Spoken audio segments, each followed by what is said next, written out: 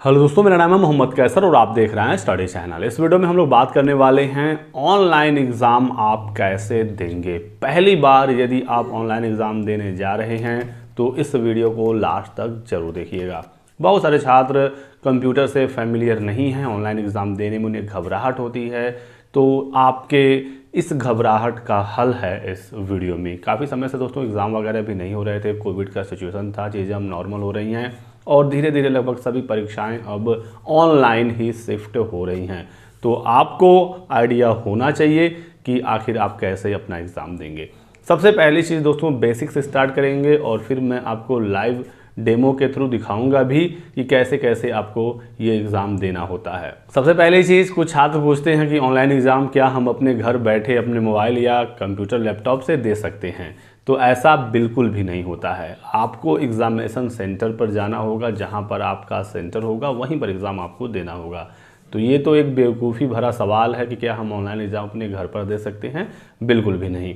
आप किसी भी परीक्षा के लिए, किसी भी भर्ती के लिए आवेदन करेंगे, फॉर्म भरेंगे, फिर एडमिट कार्ड आएगा। एडमिट कार्ड पर जो सेंटर होगा वहाँ पर आपको जाना होगा। प्रॉपर उसमें लिखा होता है इस डेट को, इस टाइम आपका एग्ज़ाम है और वहाँ पर रिपोर्टिंग टाइम भी होता है। मान लीजिए एग्ज़ाम आपका 10 बजे है तो आपको 8:30 बजे या 9 बजे या 9:30 बजे जो भी रिपोर्टिंग टाइम है वहाँ पर पहुँचना होता है। फिर आप अपना एडमिट कार्ड दिखाएंगे, एक आईडी प्रूफ भी मांगा जाएगा वो दिखाएंगे और कई जगह तो फ़ोटोज़ भी मांगे जाते हैं।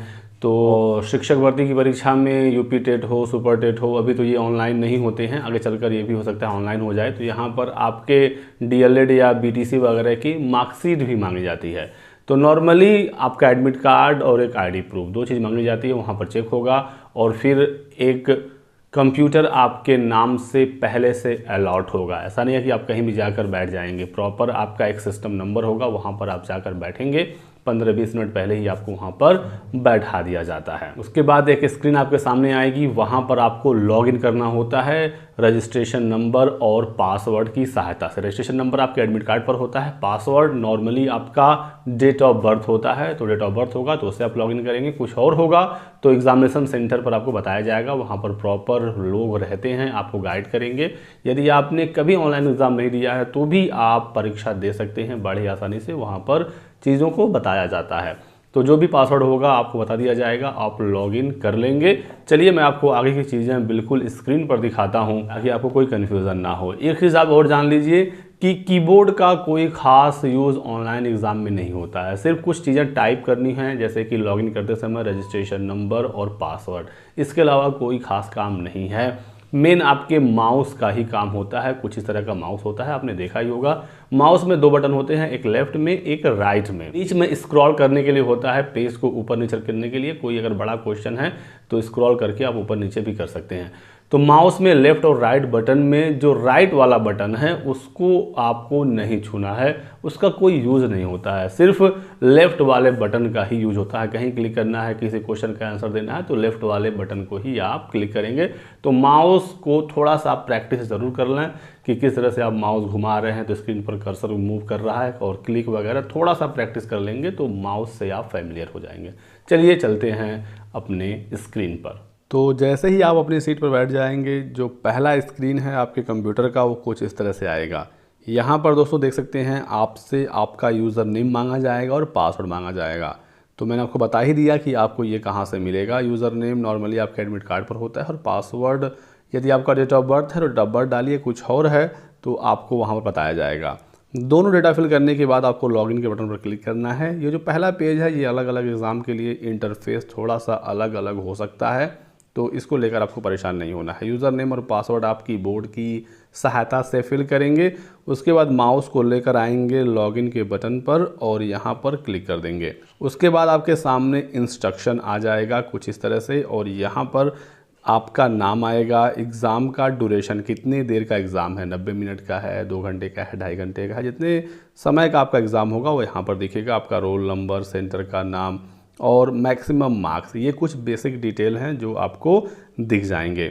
यहाँ पर आपको अपना फ़ोटो भी दिख जाएगा, तो आप अपना नाम और फ़ोटो देख लीजिएगा ताकि ये क्लियर हो जाए कि आप सही जगह पर बैठे हैं और सिस्टम में कोई प्रॉब्लम नहीं है। उसके बाद कुछ इंस्ट्रक्शन देखने को मिलेंगे जो आपके एग्ज़ाम से रिलेटेड होंगे कि आपके एग्ज़ाम में हिंदी और इंग्लिश दोनों लैंग्वेज में क्वेश्चन है कि नहीं है, आपके एग्ज़ाम में नेगेटिव मार्किंग है कि नहीं है, ये सारी चीज़ें यहाँ पर देखने को मिल जाएंगी। तो कोई भी एग्ज़ाम में आप देख रहे हों, इंस्ट्रक्शन को एक बार ज़रूर पढ़ लीजिएगा। सभी इंस्ट्रक्शन इंग्लिश और हिंदी दोनों भाषाओं में होते हैं। यहाँ पर ये भी बताया गया कि कुछ क्वेश्चन का आंसर दे देंगे तो उसका कलर वगैरह चेंज हो जाता है। अभी मैं आगे आपको ये चीज़ें बता दूंगा। तो आप जो भी परीक्षा देने जा रहे हैं उसका इंस्ट्रक्शन एक बार ज़रूर पढ़ें। उसके बाद आपको यहाँ पर टिक मार्क लगाना होता है कि हमने सभी इंस्ट्रक्शन को पढ़ लिया है। उसके बाद I am ready to begin पर क्लिक करेंगे। जैसे ही आप यहाँ पर क्लिक करेंगे कुछ इस तरह का पेज आपके सामने आएगा। I am ready to begin पर तब क्लिक करना होता है जब आपके रूम में जो इंस्ट्रक्टर होते हैं, जो वहाँ पर टीचर्स होते हैं, जब कहते हैं कि हाँ अब आप क्लिक करिए, टाइम हो गया है, तभी आप क्लिक करेंगे, उससे पहले नहीं करेंगे। जैसे ही क्लिक करेंगे ये वाला पेज आएगा और यहाँ पर टाइमर आपका चलना शुरू हो जाएगा। ये उल्टे चलेगा क्योंकि ये एक डेमो के तौर पर मैं आपको बता रहा हूँ। यहाँ पर 90 मिनट का समय मिला है। देखिए ये टाइम उल्टा चलना शुरू हो गया है। 90 से उल्टा चलते चलते 5 मिनट, 4 मिनट, 3 मिनट, 2 मिनट और उसके बाद टाइम समाप्त हो जाता है। जैसे ही टाइम समाप्त होगा आपका एग्ज़ाम ऑटोमेटिक सबमिट हो जाएगा। तो लास्ट में यदि आप सबमिट नहीं करते हैं या टाइम ओवर हो जाता है तो बहुत सारे छात्र परेशान हो जाते हैं कि हमारा एग्ज़ाम सबमिट हुआ या नहीं हुआ, कहीं हम फेल ना हो जाएं या कुछ और प्रॉब्लम ना हो जाए। तो कोई भी समस्या नहीं होती है। टाइम समाप्त होने के बाद ऑटोमेटिक आपका जो एग्ज़ाम है वो सबमिट हो जाता है। जितने भी क्वेश्चन रहेंगे एक साइड में आपको देखने को मिलेगा। यहाँ पर डेमो के तौर पर 10 क्वेश्चन रखे गए हैं। दोस्तों इस वेबसाइट का लिंक मैं डिस्क्रिप्शन बॉक्स में दे रहा हूँ। आप भी प्रैक्टिस यदि करना चाहते हैं तो यहाँ पर आकर कर सकते हैं, कोई समस्या नहीं है। तो यहाँ पर देखेंगे जितने भी क्वेश्चन होंगे, यहाँ पर 10 ही है। आपके एग्ज़ाम में 60 हो, 90 हो या 120, 150 जो भी क्वेश्चन होंगे यहाँ पर सब देखने को मिलेंगे। जिस क्वेश्चन को आपने हल नहीं किया है, उसका आंसर नहीं दिया है, उसका कलर कुछ इस तरह से होगा। कलर आप देख लीजिए। तो अलग अलग एग्ज़ाम में कलर अलग हो सकता है, इसलिए मैं एग्जैक्ट नहीं बता रहा हूँ कि यही कलर होगा वही कलर होगा। वो इंस्ट्रक्शन में देखने को मिलेगा और शुरुआत में आप देख लेंगे कि क्या कलर है, यानी कि ये जो कलर है ये क्वेश्चन अभी अटेम्प्ट नहीं हुए हैं, ये अनआंसर्ड हैं। ठीक है, ये क्लियर हो गया। उसके बाद यहाँ पर देखिए बताया गया है कलर। अनआंसर्ड का कलर ये है, आंसर्ड का ये है और मार्क्ड फॉर रिव्यू का ये है। तो अनआंसर्ड में ग्रीन, आंसर्ड में रेड और मार्क्ड फॉर रिव्यू में ब्लू। अब ये अनआंसर्ड यानी जिस क्वेश्चन को हमने आंसर नहीं दिया है, आंसर जिसका हमने आंसर टिक लगा दिया है। मार्क फॉर रिव्यू क्या होता है, कुछ लोग इसको लेकर खासा परेशान होते हैं। मार्क फॉर रिव्यू होता है कि आप किसी क्वेश्चन के आंसर में आपको कन्फ्यूज़न है तो आपने मार्क फॉर रिव्यू लगाकर छोड़ दिया है। लास्ट में यदि समय मिलता है तो आप उसको देख लेंगे कि इसमें कुछ यदि आपको चेंज करना है तो आप कर सकते हैं। वैसे तो आप चेंज कहीं पर भी कर सकते हैं आंसर लगाने के बाद भी, लेकिन मान लीजिए 100 क्वेश्चन है, अब आपको कैसे याद रहेगा कि किस क्वेश्चन में आपको कन्फ्यूज़न था, कहीं आप नोट करेंगे तो यहाँ पर टाइम वेस्ट होता है। इस वजह से मार्क्ड फॉर रिव्यू कर दिया जाता है ताकि वो कलर अलग हो जाए और बाद में फिर आप उसे देख सकें। कुछ एग्ज़ाम में मार्क्ड फॉर रिव्यू 2 तरह का होता है, यहाँ पर तो एक ही दिया गया है। कुछ एग्ज़ाम में 2 तरह का होता है। एक होता है कि मार्क फॉर रिव्यू आपने लगा दिया और लास्ट में यदि आपने ऐसे ही छोड़ दिया तो वो आंसर आपका मान लिया जाएगा, और एक होता है कि आंसर नहीं माना जाएगा। दोनों तरह के कई एग्ज़ाम में देखने को मिलते हैं। कई एग्ज़ाम में एक ही देखने को मिलता है। नॉर्मली मार्क फॉर रिव्यू यदि आप लगाते हैं, लास्ट में उसे ऐसे ही छोड़ देते हैं तो वो आपका आंसर माना जाता है, वो चेक होता है। ठीक है, फिर यहाँ पर समरी है। कितना क्वेश्चन है तो टोटल 10 है। कितना का हमने आंसर दिया तो अभी 0 का आंसर दिया। कितने का आंसर नहीं दिया तो पूरे 10 का 10 नहीं दिया। मार्क्ड फॉर रिव्यू अभी हमने 0 ही रखा है, अभी हमने मार्क्ड फॉर रिव्यू नहीं लगाया है। कैसे मार्क्ड फॉर रिव्यू लगता है अभी आप वीडियो में आगे देख लेंगे। तो इतनी चीज़ें आपकी क्लियर हो गई। चलिए देख लेते हैं क्वेश्चन। जैसे कि आप यहाँ देखेंगे एक क्वेश्चन है, पहले इंग्लिश में लिखा गया है, उसके नीचे हिंदी में लिखा गया है और फिर उसके नीचे 4 ऑप्शन हैं। अब ये ऊपर नीचे करने के लिए आप माउस में जो बीच में रोलर होता है उसका यूज कर सकते हैं, ये ऊपर नीचे हो जाएगा। कहीं पर क्लिक करना हो तो माउस का जो लेफ़्ट साइड का बटन है वहाँ पर कर्सर को लेकर जाएंगे और क्लिक करेंगे। तो इतनी चीज़ें ठीक हो गई। कुछ बच्चे ये पूछते हैं कि मैथ्स के सवाल हम ऑनलाइन कैसे हल करेंगे। तो दोस्तों जहाँ पर भी मैथ्स पूछा जाता है वहाँ पर प्रॉपर आपको पेज मिलता है। कई जगह पेन भी मिलता है, कई जगह नहीं मिलता है, तो आप अपना पेन लेकर जाएं और यदि वहाँ पर पेन मिलना होगा तो कई जगह गेट पर आपके पेन को वहीं रखवा लेते हैं, अंदर आपको नया पेन देते हैं। लेकिन पेज अंदर 100% मिलता है जहाँ पर भी मैथ्स के सवाल आते हैं। एक पेज भर जाता है तो आपको अगला शीट भी दिया जाता है, लास्ट में उसे वो सबमिट कर लेते हैं, ले लेते हैं, कई जगह नहीं भी लेते हैं। तो मैथ्स के सवालों में परेशान नहीं होना है, आपको पेज मिलेगा, क्वेश्चन पढ़िए, पेज पर हल करिए, जो आंसर आता है वो आंसर यहाँ पर टिक कर दीजिए। नेगेटिव मार्किंग आपके एग्ज़ाम में है या नहीं है वो एग्ज़ाम के ऊपर डिपेंड करता है आप कौन सा एग्ज़ाम दे रहे हैं। मैं पहले से नहीं बता सकता हूँ कि नेगेटिव मार्किंग है कि नहीं है। तो ठीक है, इतना चीज़ आपका क्लियर हो गया। ऑनलाइन एग्ज़ाम का एक सबसे बड़ा फ़ायदा ये है, एक नहीं मैं आपको 2 फ़ायदे बताता हूँ। सबसे पहला और बड़ा फ़ायदा कि आप अपने क्वेश्चन के ऑप्शन को कभी भी बदल सकते हैं जब तक आपका एग्ज़ाम सबमिट नहीं हो जाता है। वहीं पर OMR में जहां आप बबल करते हैं, पेन से गोला रंगते हैं, एक बार आपने आंसर लगा दिया तो लगा दिया, उसमें परिवर्तन नहीं हो सकता। तो ये एक बड़ा फ़ायदा होता है ऑनलाइन एग्ज़ाम में, आप कभी भी ऑप्शन को शिफ्ट कर सकते हैं जैसे आपको लगता है।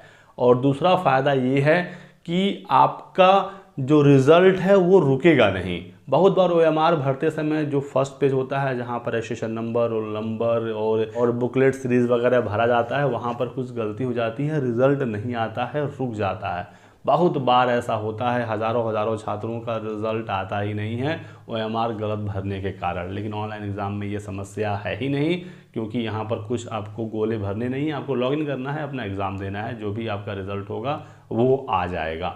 तो ये 2 बड़े फ़ायदे मुझको ऑनलाइन एग्ज़ाम के लगते हैं। अब ये एक क्वेश्चन है, आपको क्वेश्चन को पढ़ना है, नीचे 4 ऑप्शन दिए गए हैं, चारों ऑप्शन को देखना है। यदि आपको लगता है कि इसका पहला वाला ऑप्शन सही है तो आप माउस को यहाँ पर लाइए और क्लिक कर दीजिए। जो ये गोला आप देख रहे हैं, इसी गोले में लाकर माउस के क्लिक कर देना है। यदि आपको लगता है दूसरा सही है, दूसरे पर क्लिक करिए, तीसरा लगता है दूसरे पर क्लिक करिए। तो आपको जहाँ पर लगता है आप वहाँ पर क्लिक कर सकते हैं। मान लीजिए हमें लगता है कि इसका 3rd ऑप्शन सही है, तो हम तीसरे ऑप्शन पर ले जाकर क्लिक कर देंगे। तो यहाँ पर देखिए ये ब्लू हो जाएगा। तो आपने यहाँ पर क्लिक करने के बाद क्या करना है, नीचे देखेंगे तो नेक्स्ट का ऑप्शन आ रहा है। हम यहाँ नेक्स्ट पर क्लिक करेंगे तो देख सकते हैं कि यहाँ पर अब दूसरा क्वेश्चन आ गया। साथ ही साथ यहाँ पर देखिए पहले क्वेश्चन का हमने आंसर दे दिया तो ये रेड हो गया, बाकी सब अभी रेड नहीं हुए हैं, तो ये बिल्कुल क्लियर हो गया। यहाँ पर देख लीजिए जहाँ पर समरी आता है, ऑल क्वेश्चन यहाँ पर 10 हैं, एक का हमने आंसर दे दिया, 9 का आंसर नहीं दिया, 0 मार्क्ड फॉर रिव्यू है। यहाँ पर आकर आप चीज़ों को देख सकते हैं टाइम मैनेजमेंट के लिए कि कितने का हमने आंसर दिया, कितने का नहीं दिया। टाइमर तो आपका यहाँ पर चल ही रहा है। फिर अगला क्वेश्चन यहाँ पर आ जाएगा, अगला क्वेश्चन आपको देखना है। उसके बाद जो ऑप्शन आपको लगता है सही है आप उस पर टिक लगाएंगे और फिर सेम जैसे मैंने आपको बताया यहाँ पर नेक्स्ट का ऑप्शन है, आप नेक्स्ट पर क्लिक कर देंगे। यहाँ पर आप चीज़ों को देख सकते हैं और नीचे समरी में भी देख सकते हैं। फिर कोई क्वेश्चन मान लीजिए आया, अकबरनामा किसने लिखी है, आपको इसका आंसर नहीं पता है। और नेगेटिव मार्किंग यदि एग्ज़ाम में है तब तो आप तुक्का लगा नहीं सकते, तुक्का लगाएंगे तो आपका नंबर कटेगा। तो ऐसे कंडीशन में आप इस क्वेश्चन पर बिना आंसर लगाए नेक्स्ट पर क्लिक कर सकते हैं, तो अगला क्वेश्चन आ जाएगा। और देखिए तीसरे का आंसर यहाँ पर नहीं दिया गया, चौथे का आंसर मान लीजिए हमको लगाना है, हमने लगा दिया, जो भी समझ में आ रहा है, उसके बाद नेक्स्ट पर क्लिक कर दिया। तो देख सकते हैं कि पहले का आंसर हमने दिया, दूसरे का दिया, चौथे का दिया, तीसरे का आंसर हमने नहीं दिया। यदि नेगेटिव मार्किंग नहीं है तो आप तुक्का भी लगा सकते हैं, मिल गया तो ठीक है, नहीं मिला तो कोई नुकसान तो होना नहीं है। तो इस तरह से आपको करना है। चलिए मार्क्ड फॉर रिव्यू वाला भी हम लोग देख लेते हैं। जैसे कि ये क्वेश्चन है, ग्लोबल वार्मिंग अनुमानतः इसमें परिमाणित तो होती है, global warming is expected to result in, 4 option हैं, ठीक है। और यहाँ पर यदि हमको लगता है कि इसका ऑल ऑफ द एबव सही है तो हमने ऑल ऑफ द एबव लगा दिया, लेकिन थोड़ा सा हमें कन्फ्यूज़न हो रहा है कि कहीं इसका आंसर ये तो नहीं है, समुद्र तल में वृद्धि। तो ऐसे कंडीशन में क्या करना है, आपको आंसर तो लगाना है, लेकिन साथ ही साथ यहाँ पर ऑप्शन दिखेगा मार्क फॉर रिव्यू का, आपको यहाँ पर भी टिक लगाना है। तो देख सकते हैं कि 5वां जो क्वेश्चन है यहाँ पर ब्लू हो गया। फिर हम यहाँ पर क्या करेंगे, नेक्स्ट कर देंगे। तो यहाँ पर दोस्तों एक क्वेश्चन हमने मार्क फॉर रिव्यू रखा है, और बाद में जब हम एग्ज़ाम सबमिट करने वाले होंगे, अब यहाँ पर 10 ही है, मान लीजिए 100 क्वेश्चन होते तो हम सीधे 5वें पर क्लिक करके 5वें पर आकर देख लेते कि हमने क्या इसमें लगाया था, क्यों हमने इस पर मार्क फॉर रिव्यू लगाया है। तो हम यहाँ पर अपना क्वेश्चन देख लेंगे, ऑप्शन देख लेंगे, यदि ठीक है तो ऐसे ही रहने देंगे, या फिर हम मार्क फॉर रिव्यू बाद में हटा भी सकते हैं और नेक्स्ट कर सकते हैं। तो यहाँ से मार्क फॉर रिव्यू हट जाएगा और आप डायरेक्टली यहाँ पर किसी भी क्वेश्चन पर जंप कर सकते हैं। 10वां चाहिए, 10वें पर क्लिक करिए, देखिए 10वां आ गया। 9वें पर क्लिक करेंगे, 9वां आ जाएगा। दूसरे पर क्लिक करेंगे, दूसरा आ जाएगा। तीसरे का हमने आंसर नहीं दिया था, तो यदि आपके पास लास्ट में समय बचता है तो तीसरे पर क्लिक करके देख लेंगे क्या क्वेश्चन था।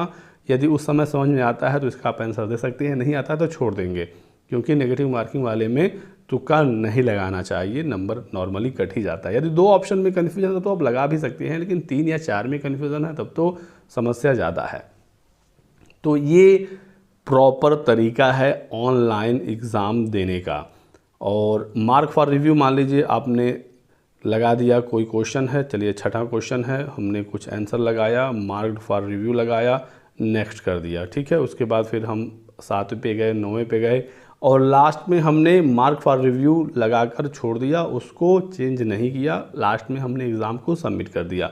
तो इस कंडीशन में क्या होगा, इस कंडीशन में आपका जो आंसर है वो चेक हो जाएगा, सही होगा तो नंबर मिलेगा, गलत होगा तो नेगेटिव मार्किंग वाला एग्ज़ाम होगा तो नेगेटिव मार्किंग होगा, और नेगेटिव मार्किंग वाला एग्ज़ाम नहीं होगा तो आपका नंबर नहीं कटेगा।